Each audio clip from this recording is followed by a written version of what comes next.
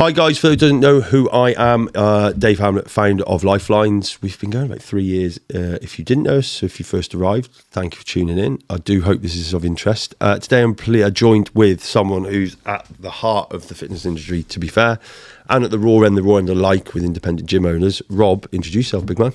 Yep, thanks for having me. Rob Handy, founder of Independent Gyms. We're a network of independent gyms that kind of work together. We help them make money, save money through various methods throughout the year. And I mean, it's quite humble the way you say it. So obviously, with this all being about health and wellness, having a chance to sit down with someone who's been in the industry for an awfully long time and now has created something for the industry is interesting. I mean, we've got close to 1,400. Yeah, about 1,400 registered gyms with us in some respects. So we different tiers of membership. So 1,400 registered, but we've got eyes on about 2,500. So we've got a bigger number. And if we look at the industry, what have you said? There's a third that are independent owned, a third leisure style, and a third national. Yeah, so we kind of rough figures: 30% is independents. Yeah. 30% is local authority, leisure trusts, that kind of thing, and then 30% is the likes of the David Lloyd's, Pure Gyms, what you class as, I suppose, a key account kind of scenario. Which you've worked in? Yes, back in the day. Back in the day. Back in the day. Smaller one, though. Yeah. We've just had the one taken over here. So I guess this one, anyone interested as well in Rob's story, you know, gym owner, business owner, whatever you might be watching this. I've got those that didn't. I've got another podcast, Founder Files Uncensored. Just we've managed to sit down on there and just look at where Rob came from. So if you're interested in the background, because some people are, go over there. Today, though, as we talk about the industry, I think it's really interesting for me. Obviously, we've Lifelines is a health and wellness brand. I'm always kind of looking at trends and interested. Where's your head at with what you see with the industry, kind of where it is today, and what are some things that you think, where does it go? I mean, longevity is high on the agenda now. Yeah, I think there's been some trends. I'd probably say over the last 10 years, there's been a bit of a transition from 10 years ago, bodybuilding and getting on stage was massive. Huge. Everybody was doing it. Yeah. Popular. I know strength training is key, but the getting on stage part was massive. So you see, federations pop up. That's kind of shifted. I'm seeing some of those gyms now going into, of course, say Hyrox, functional fitness, that kind of gym.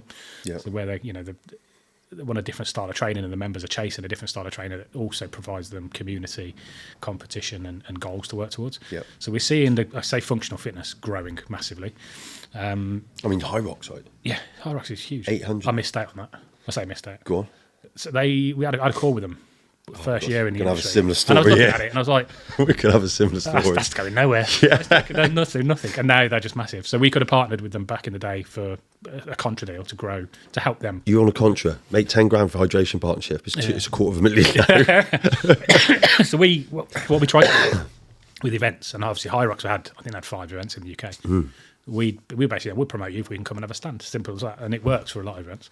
And at the time I was like, no, it's not going to work. I think they wanted paying at the time as well. So I was like, nah, leave that. It's going nowhere. And here they are.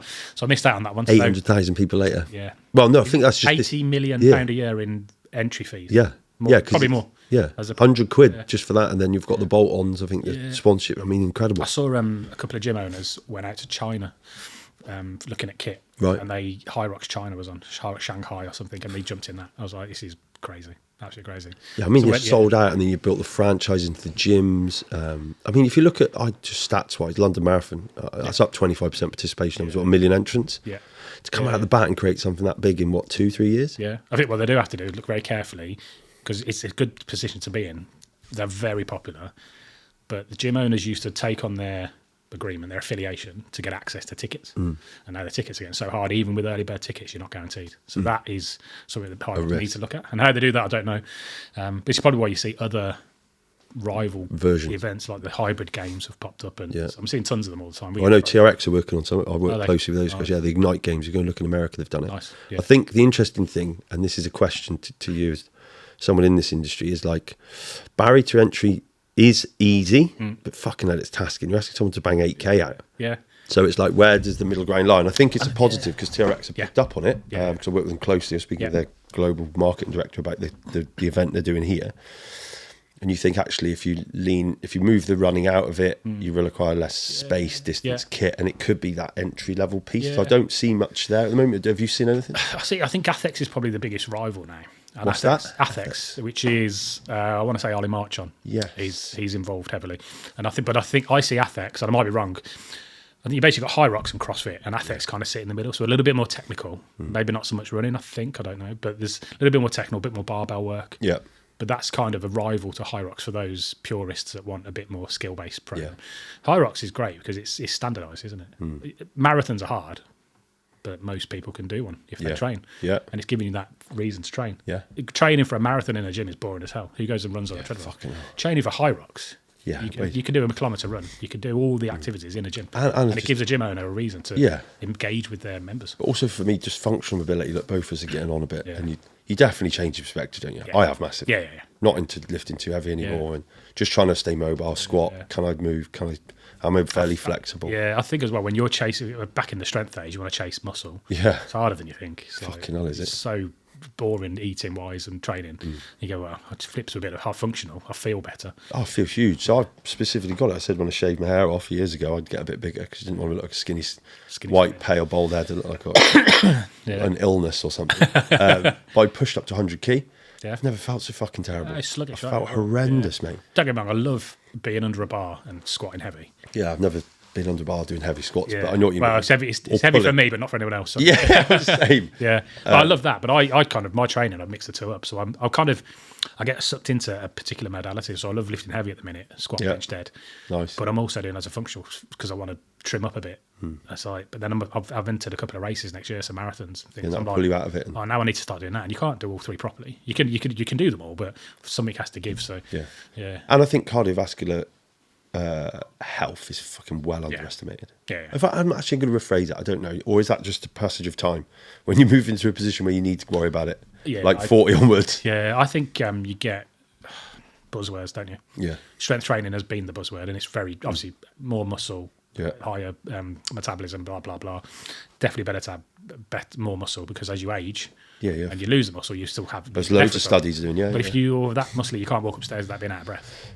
Yeah, and you've not done anything. Yeah. I mean, that Chris Bumstead, if that's his right name, he was talking about the fact he's moved his cardiovascular training from just walk because he was trying to just. It wasn't about really cardiovascular health then. It was about fat burning, lean steps, slow walks. I've literally watched it yesterday. Yeah, and then now he's like, well, now it's a real focus on. And I'm conscious of that now. I've been the last 9-10 weeks run every morning, zone 2, zone 3. The boring shit I hate. I love ex-army. I like the sprint work, like being in the hurt locker, but it works. Yeah, and I'm with you on that because I think the whole steps thing depends on where you're at to start with. Yeah. So somebody goes, get 10,000 steps a day, you've got to write 10,000. But if you're really active in 15, 20 just in your day-to-day... What a shit bar to have. Then you go lower. But if you don't move and you're doing 10, it's like an hour and a half walk a day. So I think it's a useful tool. But if you can go, right, 10,000 steps, I'll do it in a 40-minute run. You get a higher load on your metabolism, on your heart rate and stuff like that. And VO2, mate. Obviously, one of the where I think it's great. HRV, VO2 should all be looking at that. Grip strength, quad strength, especially when you move later into life. I think that leans into the wellness piece, doesn't it, as well? So where you go from strength training, functional training, actually look a bit deeper. What are the measures we can work on now? And how do we track them and how do we check them? That sort of stuff. And what you see in this, so within the community you are leading and looking to inspire, work with, etc. What do you see? Have you seen a big shift? Well, wellness and recovery it's probably been a bit of a buzzword for about 3 years, but I think it's getting that right. And what's it mean? Exactly. And I question myself. I'm like, is it our responsibility? Yeah. Well, yeah. So at a recent event, we had a gym owner in Cheshire Nantwich, called Namix Performance, and they are physio backgrounds. They're physios that have opened a gym mainly for rehabilitation, but also a conventional gym. But they introduced the recovery piece but it's part of their member journey. It's not just a thero gun chucked in the corner. They actually almost program it for their members as part of their recovery. But they've got the physio element with it. Yeah. So I think they've probably got the confidence and the credibility to get people involved. Yeah. I think a lot of the gyms I see do recovery, they just go, oh, they've got an ice bath. There's an ice bath. Ice bath. And it goes in there and it's like, oh, I'll jump in for 2 minutes. It's like a punch bag. I need a punch bag. The member goes and smashes it for 2 minutes. And doesn't know the fuck to use it properly. Doesn't know what the value is. Yeah. So I think like anything, when a trend is starting to come in, our guys can jump on it quick. Independents go, we'll do that because they are the decision makers. Yeah. But it's doing it right. I think when you look at this as well, that fucking ex-army, so we've used hot and cold therapy was a thing. Yeah. I'm not sure it was used as torture, just to get cold and stuff to make you more resilient. But if I look back, and then you now see the studies and stuff. I mean, sauna, I'm in the sauna 5-6 times a week if I can. Then you're starting to look, though, the reduction or some of the studies now around extended periods of cold therapy can actually stunt or inhibit muscle Well, they do growth. say that. Don't jump in a cold plunge pool straight after training, don't they? Yeah, 'Cause especially, or I always kind of think hypertrophy. I don't know whether this is true or not, whether this old might be old science, but you break your muscles down, feed them, and they grow. So you kind of get a bit of swelling, but you're jumping in a cold plunge pool and it shrinks it. Just dump everything. You don't get the blood flow through to your muscles, and you don't get the nutrients to add the muscle mass that you're trying to add over time. Yeah. And I tell you what, if you're someone watching this where you do know more, put it in the comments, Yeah, and we'll get you on. An expert that knows what they're talking Yeah, about. we'll be like, you two are Yeah. fucking stupid. You don't know what you're on Yeah, about. exactly. Fine, jump on, come and have a chat. Because I've only ever done cold therapy around an injury. So if I pull a muscle or something like that, it's like the ice pack. Yeah. But the ice packs just stop the swelling. Yep. And then the heat used to makes you Yeah, feel so you doesn't promote it? and bluff it. Yeah, on and off. Yeah.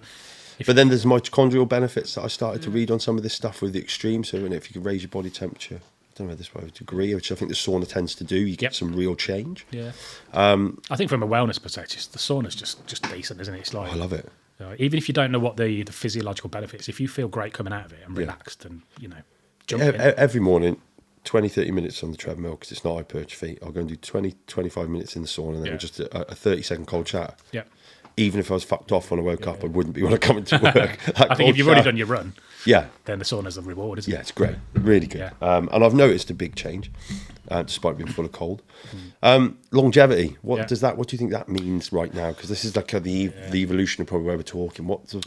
Yeah, and this is probably not going above me, but in the industry, there's a massive push about lining up closer to the NHS and working closer with them. So I always think when it comes to longevity, is it us or is it the NHS, and who can tackle that? Nice. Sort of thing. Yeah, where's the responsibility exactly. But because I think you're kind of going into, I don't know whether it's the right word, like biometrical measures and tests and things, blood tests, VO2 max tests. 100%. And let's face it, at the start of your career, most PTs have done a 10-week course that tells them how to count reps. Yeah. And then you go, right, you can do a blood test on me. It's like, are you the person? So I want to know that person is credible. Yeah. Before I let them jab me. Agreed. Yeah. And I think that's the battle, is how do we as an industry address that? How do we address it? And I think where does that overlay with AI? Well, let me rephrase that. How do you see AI? Good, bad, ugly, different. What's your give us an overview? I use it, but I use it as under a basis of it's usually social posts and emails. Yeah. Or research. Now I don't Google stuff. I chat GPT. What's Google? Exactly. You get your hashtags out there, don't you? I take the hashtags, I take the emojis, I take that long dash out. I make it sound like me. But I use it and then I tweak it. Yeah. I think from an admin perspective, this is probably where I'm a bit of a technophobe. From an admin perspective, great. We did our conference, we had 50 speakers, and I did all of their bios in about 4 hours. Yeah. I didn't have to sit and write them. I didn't have to chase them. So I was like, right, that works. From a service perspective, it's the coach that has to provide the knowledge. And I think... We're in a period where some of that isn't being done right. No. But it's bad enough anyway, because you get online coaches that aren't qualified, but they look good, and they've got 100,000 Maybe done one transformation. Yeah, exactly, yeah. Or they just look good in hot pants, and then they've got a massive following. And then they're telling people how to train, and I'll look at it, I'm like, form shit. So I think there's a danger there where even just Instagram influencers are dangerous, and if you give them AI where they don't even need to think about it, that's the battle. Becomes more of a show then, right? Well, I mean, I'm doing a lot of work with GC Biosciences at the moment. So a leading Harley Street based clinic, blood analysis, advanced blood analysis is a key, full spectrum of longevity tests. So what I've spent, especially being interested, being a PT himself, is understanding what does longevity mean. For me, it's like, right, everything from you start with a blood test, that's a lens in. I mean, if I look back to my anecdotal stuff years ago, I was working with Rich from Strom, burning the candle at fucking both ends like I generally do with everything in my life. Obviously, Rich now is probably one of the leading formulators with one of the biggest brands on the planet, does Eddie Hall's, does Combat Fuel. Was a very close friend at the time, so we did bloods. Fucking my cholesterol's through the roof. I still got 6-pack in that. And it was like, how does this correlate? Now, if we talk about kind of now and being a bit older and the mindset's changed, if I'd have left that for 20 years, big fucking problem whether I've got abs or not. Yeah, exactly. You hear people having, think they're perfectly fit. Is it Bob Mortimer? Go on. I read his books. I was blown away. His autobiography. He basically went to the doctor's, bit of chest pain, and he needed a triple heart bypass. And his story is bad. He didn't realise he was just a regular bloke, had a smoke and a pork pie. And you'll have people that are in the industry that it's like a hidden disease almost, isn't it? So, mate, we lean into those? Yeah, with the granular tests. So, mate, I used to be in the army with someone that used to run backwards a mile and a half in 8.5 minutes. He'd run it forwards in 7:20. He'd be having a fag before we left the fucking start line. And you're right. I think we have to ditch the the assumption that a look or an aesthetic look or an ability to perform at length for a few minutes is an indicator, because there's so much more. So we have literally got a program where I've just launched it. We're reaching out to kind of any specialist, and I use this term broadly because I'm also into the functional medicine piece. I do believe in a bit of biohacking. I don't believe the medical industry is as you call me a fucking conspiracy theorist all you like, I'm up for it, but it's true. Like, I've had experience through building my own supplement brand of like where MRHA licenses come in and out, and you're like, well, it's a natural thing that grows in a floor that someone somewhere says it's now medicine. And that's the tricky bit, isn't it? Connecting with it without it being a sales pitch. It's providing the service to their members. And that's the thing. So I think what you're looking at there, the GC stuff and the blood tests and all that, cancer screening. VO2, all the performance stuff. I think we need to do it in a way where we tip into it. But I think it's recognising results and saying, okay, we can help you with that, or you need to fuck off to the doctors. Refer out. And so this is the other thing we're creating behind us. I've been speaking with some people this morning, chiropractors, osteopaths. There's a whole spectrum of people, aesthetic clinics, GPs, nutritionists, PTs. But the thing I'm really interested in behind the scenes is, and we'll have some chats about this, is what does the community look like? Because we know we've got people trying to make a living, nutritionists leaning into the diet, probably overextending in trying to teach and programming exercise. I've got no issue. I think good for you. At least you're fucking doing something positive. But I think if we can create a safe space where, as you've done for gym owners, what about the forward-thinking health and wellness practitioners that could be outside of the scope of work of medicine, like a chiropractor, which we all know is work, but the industry sees them as like a thing you can't touch and explain. If you look at independent, it's probably ironic. Every independent, I say everyone, the most of them will have a couple of rooms, because I take an industrial unit and they'll have a couple of rooms. Like, what do we do with that? Stick a hairdresser's in, stick a tattooist Put some nails in there, stick something else in, stick a massage. Someone can rent it for 2 hours a day, and it's just dead space. And if you can utilise that for the wellness longevity piece in a professional way, though, I think that's the key. It's got to be professional. It's got to be credible. It has to be. I think, was it Harley Street, was it? I mean, the guys, GC, so those watching 15 years nearly of experience doing advanced blood testing outside of symptomatic-based or reason. So you're not going to get your blood taken for your own. Essentially, a core battery of blood tests, but the interesting thing, it's not finger prick. Got you. So you've seen that right now, we're all seeing, especially probably our age, TRTs all over my fucking Instagram. Finger prick testing's unreliable, or not as reliable, but they're preying on a price point that probably most normal people like you and I could afford. So what we're trying to do, we've got an in-person blood draw. So it'll be a nurse, they've got a national nurse network where it's a qualified nurse coming out to your place of work. So you've ticked the convenience piece. It'll be a good experience. It'll be very reliable. And then the blood panel is extremely deep. It's also a consult by a doctor. So then we've thought the post bit, and I'm sure you've been in the game long enough. Everything we do, it's easy to sit here, me and you have a conversation, or I PT you for an hour, or you teach me to swim, or whatever it might be. What the fuck are you doing for the rest of the 7 days until I see you again? So I think there's a big onus of what we're doing, and we've already got 20 odd partners on. So I think this is, within your community, if people are out there and interested, it's definitely to reach out. Definitely. I think that's where, with the sort of gym, I mean, scale is great. If you've got 1,000 members, you could obviously provide a service, but I think the ones where they are small group, personal training focused, where you've got 3 contacts a week with somebody, that's where you kind of go, let's have a chat about this service. Huge. I mean, we're speaking to quite big influential people that you know in the industry that are now like got a few gyms. They're like, been wanting to do this for ages. I think if you remember Charles Poliquin. Yeah. I mean, it kind of started with him. Oh, he was a legend back in the day, wasn't he? That's where it started. I mean, Caleb Gore, who's a founder of GC, has pretty much had a consult with him. And that's where this whole idea started from. And I think, when the NHS system is as stressed as it is, and we've never had more access to information about exercise, wellness, ability to do it, nutrition, and I don't see a huge shift into the health of the nation. We've always talked about gyms are good for you and saves the NHS money, but we've never proved it. No. We've never been able to give proper statistical evidence back to the government. With the budget coming out today, which is probably going to get shafted, but we could save them so much money. In a big we've got to prove that, and maybe this is part of that route. I think it's a conversation for us here. There is another podcast. That's enough what it is. Outside of these then, so longevity, wellness, health, anything you've noticed trend-wise? Obviously keeping it in-house. Community is massive now. I think a lot of these can build communities, but for us, the independents are good at that. I'm at a gym called Valhalla in Redditch. it's probably the oldest kit in the building, but it's the community that are there that I go back for. I love training. So I think that's massive. How do you create community, either through strength training or functional fitness, that kind of stuff? So community is huge. Yeah. What do you think about the secondary sales piece? We've talked about that, like, you know, gyms not just focusing, or independent gym owners concentrating on secondary, tertiary even spend. Yeah. Some of them, I know some gyms that take 40% of their revenue from secondary spend. What? Yeah. So there'll be 900 members, and they'll see their monthly fee 40 to 60 quid. And alongside that, 40% extra comes from, 40% of their total turnover comes from secondary spend. Wow. But their shops are massive. Then you know others that have got a little vending machine that doesn't get stocked up. And it's having, for independent, usually smaller staff, you're probably paying people hours for shifts almost. So it's like, you can PT for free if you do 2 shifts for me. Yeah. They're not bothered about filling a vending machine largely. You've got to get them to buy into it. So if you do, for me, it's about horses for courses, doing it right. And it's what is right is dependent on your facility and your staff and what you want out of it, I suppose. Yeah. Everybody should be selling protein drinks, hydration, energy, protein bars.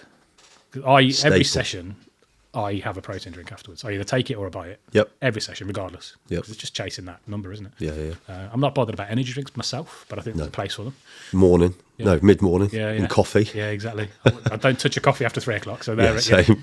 Yeah. But I think gyms can make a lot more money out of secondary spend if they're conscious of it. Yeah. Because one thing I see as well is gyms almost just put it out and expect it to sell. And then they'll have sold half, but the rest hasn't sold. And they go, well, we won't top it up until that's sold. And then, well, that's not going to sell.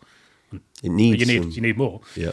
So there's that one. Also, just asking members, do you want a bar? Do you want a drink? Should I get your pre-workout? Yeah. And a lot of them don't do that. Yeah. But the good ones that make that 40% extra revenue are concentrating on it. Yeah. Every session. But back to that sales process, right? The small stuff we do take for granted. I think everyone's got quite just asking, isn't it? And I think the beauty of it is, an independent, you've got your community, you know your members. You can be a little bit jovial with it. Oh, have you had with Dave, do you want a TNT shot? Yeah. It's not the whole. It's not like a stranger that you're trying to get 2 quid out of. It's just a question. Who brand-wise then, because this is an interesting one for you, because you work with some of the biggest brands. Who would you say is doing really well at the moment? The lads up in the north are everywhere. They fucking killed it with that protein. Yeah, absolutely killed it. Give them credit. The bars are nice, the protein's nice, the flavours are great. Branding's cool. Yeah. Price is bang on. Well. So they're good. I think Applied Nutrition are coming out with a few bits. Oh, he's just ripped the playbook up, hasn't he? Yeah. He's done some cool things as a businessman. I think Performer up there. Yeah. Grade, from what I hear, are massive, but the focus isn't really on us. Its focus is on scaling Sainsbury's and stuff like that. But have you just seen the Grenade Cadbury's cream bar? Yeah. Oh, for fuck's sake. You're like, I fucking get any better than Oreo. Exactly. I wonder if Grenade are, as Al got out at the right time, cashed in at the right time. I'd say. They'll still be around, but I don't think they're going to be. Look at the innocent story with Coke. Yeah. I was quite lucky, obviously, in my career. I've been in and around those large fucking corporates. It's just. But I think these brands, it's about product in hand, and it's how much you spend keeping your product in hand. Yeah. We work with a lot of brands, and it's constant freebies. They send us pure stock. They send us member stock because they want in the members' hands. That's all we used to do. Yeah, exactly. Look at the energy drinks game. I think started it, like, get stuff in hand. I'd happily invest in putting product out rather than billboards. Yeah. When we do an event, I feel a bit cheeky because I'm like, I say to a brand, our last conference, we basically got a tub of protein, Glambia Nutrition, protein and creatine. Yeah. As well. Join independent gyms and get this today. Literally take it away. And we sold 8 memberships off the back of it. But I was just like, any chance you could give me some stuff? Like, have it. Yeah. So it's it should still be done, I think. If it goes back to me and you were lucky enough or old enough to still see the shows when they were really that was part of it. There was stuff you standing in body power. Yeah. Just throw in t-shirts and bars. People coming out with bags of stuff. Well, it used to be you'd walk around and fill it up, didn't you? Now I think ABE, all black everything is that one? Yeah. At the Arnold Festival when it came back to Birmingham. Yeah. They was on the stand. They were mobbed. Yeah. But all you had to do was scan a QR code, show that you'd registered, and you could take a can. Yeah, and you were on. Pure data. Pure data. I mean, I don't know what a can costs to make, but it's cheaper than Facebook ads to get data. Yeah, huge. And again, you're putting it in hands. Like, I've done, 60 events over the last 3 years, 10,000 people we've sampled. Yeah. You know, I've not got huge budgets to bootstrap the shit out of it myself while we're building on other things, but we've built probably a really loyal audience, which is what I'm after. I agree. But I think now, sampling's great, but people expect it. Yeah. And how do you... yes, it's good initially, but then you've got to kind of sort of rein Move in past. quality sampling. Yeah. Rather than that. So we've worked with gyms and brands where we'll get, like, they could win a sampling day at their gym. Yeah. And you put we some get the emphasis right- on it. Yeah, get the right. So Grenade did that. They did 10 gyms when we first launched. But I think there's the cycle. You're right. The brand has to earn the right to be able to be valued enough to do it, and then it's maybe something you can flip. And I think we're getting there. Yeah. I also These think guys are awesome as well, aren't they? yeah, the hustle lads. Yeah. Sticking Such a clean brand. creatine in a bar. Yeah. Really good. Yeah. So I've got a couple of boxes. I didn't tell them, but when they sent us some for the conference, some of them stayed home. Yeah, too right. Yeah, but they're really nice. In last night, mate, they're ripping up trees with it. I think. Yeah. So creatine's probably the only thing that's been around. I think is now a new trend. Yeah, it's coming back. I've seen some of the data on it. Oh, Like it's- 20 grams a day can start to reverse the side effects of not going to bed. Yeah. It's almost the cognitive stuff, isn't it? Rather because I used to think, pulls water into your muscles. Well, we you were get more loading. nutrients. Yeah, You yeah. had to cycle it, didn't you? Yeah, I remember that. Yeah. Your kidneys will fail. Yeah, not at all. I think I'm doing about 20 grams. I do a protein shake every day and I just chuck it in. Yeah. It's mad. That was so good for you. And then, especially in postmenopausal women, like the older demographic, I mean, just incredible. Is there any negative service studies out there? Not that we've seen anything. We did don't some know stuff last night. Yeah. Did we hear anything negative last night? Nothing. No. So, and if you are, there'll be someone who fucking tell us in the comments, I'm sure. Yeah, exactly. It's probably my dad. Look, mate, absolute pleasure to have you on. Hopefully, I think there's a ton of takeaways from there. I'd like to probably talk about us doing this quarterly with the Ray. Do it, mate. You're in the industry. Because I think what I'm trying to do on the podcast here, health and wellness wise, is just bring new news, new things. I don't know there's probably anyone as connected that's across so much of the industry, mate. But any parting words before we try and get you back to the train station? Probably similar to the last one. If you're a gym owner looking at trends and solutions, just go for it. Spot it, chuck it in, give it a try. Yeah. You don't have to spend a fortune. Do it right, though. Plan it out. Yeah. If in doubt, Yeah. reach out. If in doubt, reach out or join independent gyms. There's the one. Yeah. Mate, good to have you on. Cheers, buddy. Cheers, bud.